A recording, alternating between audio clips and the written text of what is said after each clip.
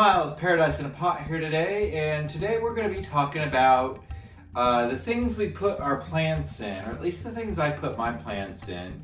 So we're going to talk about potting mixes, we're going to talk about chunky orchid barks, and we're going to talk about potting mix for cactus, perlite, which is an amendment you can add or sometimes even use to propagate with. I've used it in propagations. It's actually quite a good way to propagate things. And I'm also going to talk about seed starting potting mix and the reason why I like to use that. So let's get into it today. So let's see, first things first. We're also going to do a little bit of an unboxing. I was approached by a company on Instagram, and I'm going to put their name up here on the screen. They're the official green, the official green globe, and I want you to go ahead and take a look at their products. Also, when you see the prices, understand you got to look at their philosophy and what they say that they're doing. They're talking about fixing and repairing and saving the rainforest by purchasing up the land. So go give them a like and subscribe and take a look at their products. If you see something you like, perhaps get it. I don't have a discount code. Alright guys, I'm here about to unpackage something I got off Instagram. They gave me a discount code because they wanted me to post and tag them on Instagram, and I told them I'd do them one better and go ahead and open it up here on YouTube for them. So this will be the start of my dirt video. It's not exactly dirt, it's not exactly a paid sponsorship, but it is an unboxing. So let's see what we got here. Oh, and this came from, it doesn't say on the outside. Let's see. There's no paper inside there. Just that. Oh, this must be my free gift.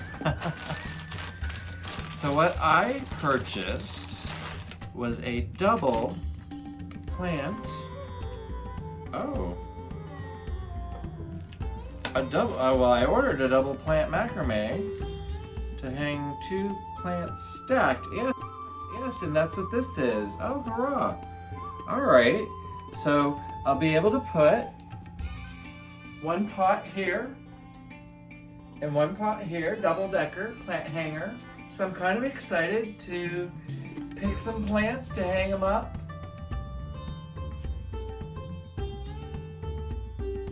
They also sent me this single plant hanger as a little free gift, a little incentive to help give them a shout out on YouTube and Instagram there. I'm into it. I love it. I love a macrame hanger. I love putting my plants up off the floor. And then they also sent me, and I changed it out almost immediately, this cute little keychain, and I'm gonna actually have to get up and come over and show you. You can see that all right. Cute little keychain in it. Anyhow, we're gonna talk today about a topic that is always on my mind, and when I hear people talk about this in their videos or at the store, or when they ask me questions about this, I guess I'm a bit of a stickler about what words we're using, about what we're calling things here.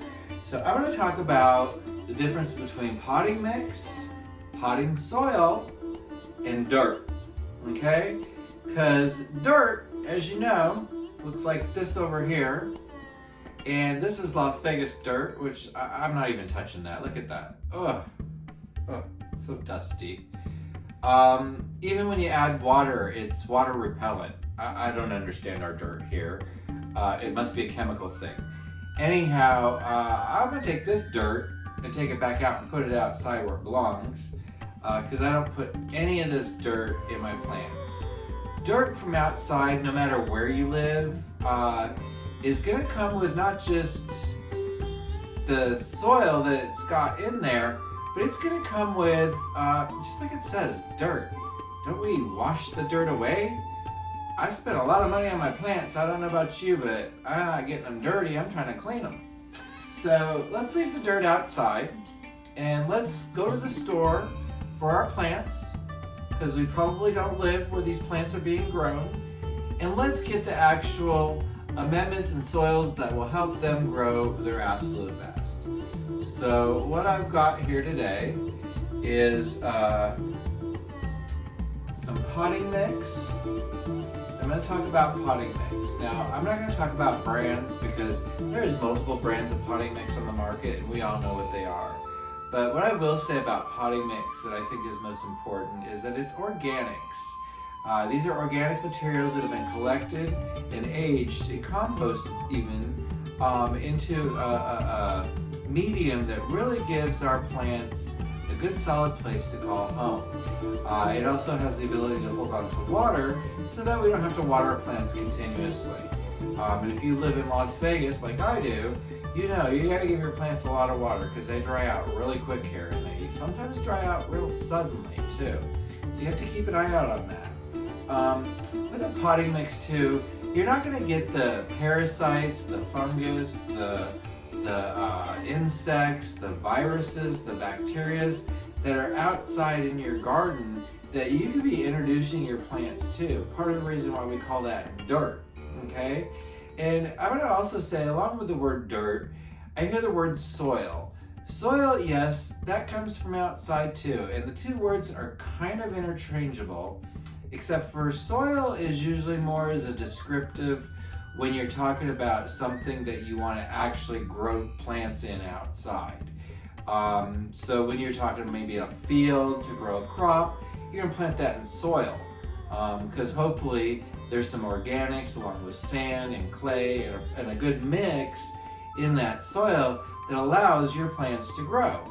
Just like when we make potting mixes in our factories, because that's where it's all made, it gets made with these plants in mind. That being said, I don't necessarily agree that everybody has the same conditions. All these plants all look so very different to me. And I find that they have different, not just leaf structures and colors and shapes, but they also have different types of roots and root structures and shapes. And when it comes to their roots, I try to look at a plant and try to find out where that plant's coming from and what it's doing in its natural habitat. Does it like to be on the ground and creep along the ground and stay on the ground and hide under a tree from the sun so that it only gets, partly sunny or medium light, all those light? We'll go into lighting here in another video, but not today. But you hear what I'm saying. So I try to put myself in the plant's shoes and think about, okay, where does this plant grow in the world? What is it growing against? What is it trying to do in its life to live its happiest life? So I think starting with the mix is really good. Now I'm going to talk about next the Orchid mix, and I get a chunky Orchid blend, as you can see right here. This Orchid blend has a lot of wood in it. You can see a little bit of perlite mixed in. We're going to talk about perlite in just a minute. But with this Orchid bark, you can see it's really thick and chunky. And if you've ever owned an orchid and ever tried to take it out of its pot and put it into another pot, you probably notice those roots really grab on to, if you've got chunky wood in there, chunky orchid bark, those roots really grab on to that wood. And the reason is out in nature, those orchids are growing, living up in the trees, and they're trying to hang on for dear life. So they gotta grab on. Right along with, just like any of these climbers, anything that's like a philodendron or a pothos that climbs, and you look at it and you think, oh, that's a climber out in nature. It gets up against a tree and it just climbs. Well, trees are covered in bark. And I kind of feel that if you give the roots that bark as they're growing in it, it'll start giving them that idea. Might be wrong in this is just my own theory, but if you give them that root, bark in the roots with that chunky orchid mix, I kind of feel that helps them achieve the more mature status of the leaves that we're looking for. So I always mix in with anything that's a climber, anything that's go up a pole, I give it a chunkier mix. I use maybe 50-50 orchid bark and potting mix, like I'm probably going to do here for this Cebu Blue here, because I want the Cebu Blue to grow up, and I've got more pole that I can take this up, but I want it to grow up and get those fenestrations that the Cebu Blue gets. And to give it that maturity level, I feel that it kind of needs that, because I'm not growing it on a tree, I'm growing it on a moss pole. But maybe there's something nutrition-wise within that bark that Cebu Blue gets that gets it into that fenestration. So I like to put in that chunky orchid mix. And then the other thing I do like to add to my mixes, because I can tend to overwater my plants. I don't do that anymore, and I probably haven't done that in a couple of years now. But every now and then, especially if it's a newer plant, I can sometimes get a little carried away with watering it, because I just want to make sure that it's acclimating to my house as best as possible. So with that chunky orchid mix and a little bit of perlite added in with that potting mix from the store, the combination of those three things give me a nice mix that drains right through any water that I give the plant. And what I do tend to do is I'll soak my plants on watering day. I'll soak them for about 10-15 minutes so that all that orchid bark and all that medium inside that pot can really have a chance to absorb the water, saturate itself, and then when I take it away from that water, let it drain, probably drain it for another hour or so afterward before I even put it in the saucer and put it back to where it goes. And I know that seems like maybe a lot of work, but I don't water all my plants on the same day. I water every day. Everybody gets water because everybody needs water at different times. Nobody has like, oh, Thursday I need water. It's not like a schedule. I look at everybody every day. I determine whether they need water or not, and I give it to them. Because if they need water, I gotta water them. These are my plants. So, last thing I'm gonna talk about here, and then we're gonna go ahead and pot up these plants, is, let's see, I've got seed starting potting mix. Now, seed starting potting mix, I like to use whenever I'm taking a very tender plant, such as a Hoya, for example, something that has very tender roots, something that has a very slow growing root system. I take that and I put that into a seed starting potting mix with 50% perlite to really let those new roots get hold. And I find what happens usually in the first year or so, the overall mix, and you can see it's kind of an orangey color even. It's a little bit different of a mix. It's really fine, really powdery, almost dusty, but not quite dusty. But I find that over the first year or so, it's like the plant kind of sinks down into it. So I find myself taking a regular PD potting mix and kind of topping it off to let it grow that way. I find it works fantastic. The roots really take to that. I don't usually have problems with my Hoyas rooting in water and then going to that to the seed starting potting mix, because it really lets the roots, it babies them, I don't know. But just those Hoyas, if you've ever tried to pot a Hoya up after water propagation, you probably know that sometimes they don't make it. It's like, oh no, I want this thing to live. Especially if it's one of your more rare Hoyas that you're trying to propagate for the first time. Been there, done that. So anyhow, let's go ahead and pot up. Now, what I've done is I've gone ahead and made up a little mix here of everything I'm talking about here. And I want to say, I think I also may have gleaned over the cactus, palm, and citrus potting mix. Now I have that in my repertoire because I do have some succulents. I'm not really a cactus collector, but I do like a succulent from time to time. And I also find that a potting mix mixed with a cactus mix works better for my philodendrons that don't climb. Or, I'm not gonna say don't climb, but, or maybe slower climbings, something like a Rojo Congo or a Birkin even. I still think they like that chunkier mix. So the citrus mix Also, I think is a little more acidic, and I think their roots kind of like that. So what I do is about a quarter of the cactus mix along with the potting mix, and then maybe just like a little bit of perlite in there because, again, I like the drainage. I like my plants to have plenty of air. I don't like when a plant gets compacted in its soil. And I find just using straight potting mix, the plants will get compacted. Their roots can either lock in there and it's hard to get them water, or I also find you get a lot more fungus because the water kind of sits towards the middle of the pot and gives the fungus a chance to grow out, allowing those little fungus gnats to develop, which those aren't allowed in my house. We don't have those here. And I'll get into why if you really want to know. Just ask me down in the comments. I'm trying to get all these videos out because I have a lot of information that I want to share with you guys, but I want to make sure to get it all out. So anyhow, those are the mixes that I use. Today what I've done is I've made up a mix of pretty much everything I just showed you over here, thrown it in here, and I've stirred it around. So this is kind of a really chunky mix with a little bit of everything in it, except for that Las Vegas dirt, which I threw back outside.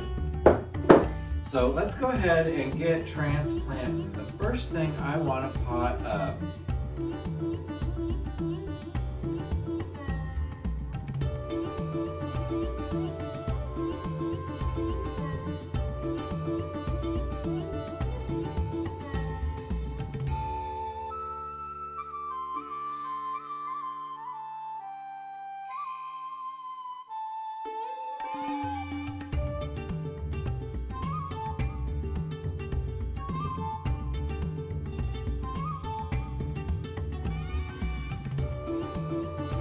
make sure you can see what I'm showing you.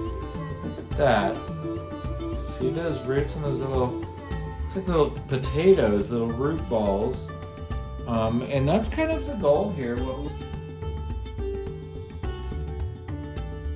Alright guys, real quick, I just want to stop and say hi. Still potting up plants here. I did want to say, I've been drilling holes into cute little coffee cups that I've been finding at thrift stores so that I can make them into little planters. So this is what we're planting up right here. Let's go ahead and give it a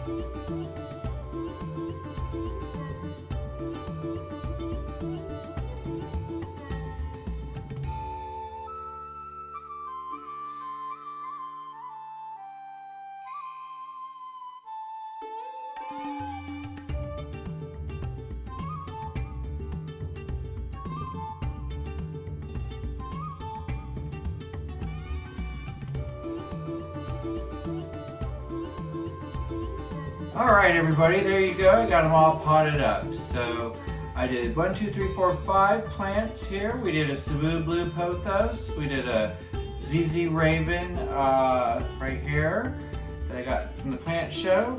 I did the self-watering pot with this Go-Go Syngonium. The self-watering pot was not the wasn't the easiest to get the potting mix wet once I got it in there. It was a little bit messy. I think it's okay now. I'm gonna have to check on the watering because I'm not sure if I have not water in there or not. So we'll see. So it looks nice and it fits in there good, and the plant went in there well. So I would give the experience an overall B-. Then we've also potted up the Syngonium. No, I'm sorry, this is Synthapsis. This is the Exotica. It's looking really nice. I've had this about a year now. It likes really low light. It's got new growth points. It just looked like it was kind of using up all its potting mix, so I changed it out. The last thing here, I got this little peperomia put into this little coffee cup here with a saucer. Tell me what you guys think of that. I'm going to be making more of those little coffee cups. I think it's adorable. I think for smaller plants it's kind of cute. And I see a gal in New York doing tea time with her plants, where she's got plants in teacups. I'm more of a coffee person, so how about coffee and plants with Miles? I don't know. Anyhow, thanks guys. Please, if you like this video, give me a thumbs up, and make sure that you're subscribed to my channel so you can catch all my videos. I have a lot of new videos coming out in the real near future. Lots of things planned. All right, thanks guys. Have a great day.